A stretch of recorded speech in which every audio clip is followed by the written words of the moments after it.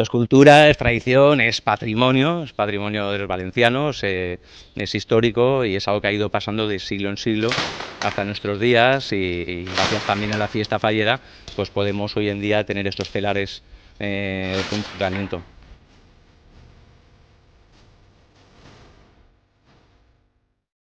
Sí, bueno, me habían comentado que tenía mucho trabajo hacer los trajes de las falleras, pero al vivirlo de cerca la verdad que impresiona mucho más. Es impactante todo el tiempo y la dedicación, los meses que tiene cada traje realizarlos y bueno, la verdad que es de admirar todo este trabajo.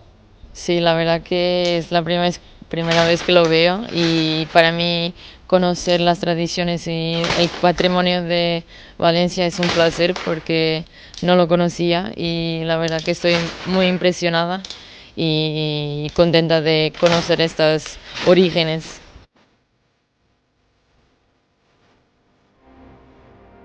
Muy resumidamente, estos telares conocidos como telares de Yacar, y aquí en Valencia como los famosos telares de Espolín, nacen en 1801. En 1801, como la evolución de los telares, y llegan aquí a España también, a Valencia, a la famosa sedería valenciana.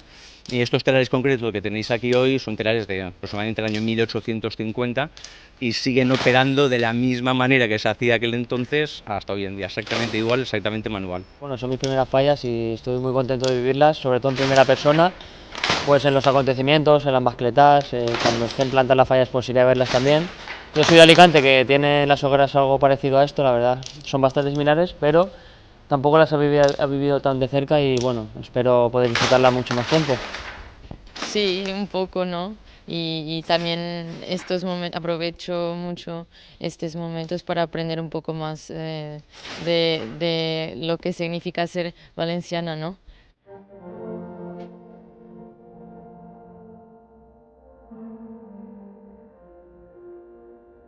Bueno, los famosos trajes de Espolín, los trajes de fallera, los trajes importantes que ya la fallera mayor de Valencia y falleras mayores de muchas fallas a lo largo de la comunidad valenciana. Vamos a ver, se puede tardar entre 3 y 4 meses aproximadamente en hacer lo que es la tela para un solo traje, o sea, que de 3 a 4 meses.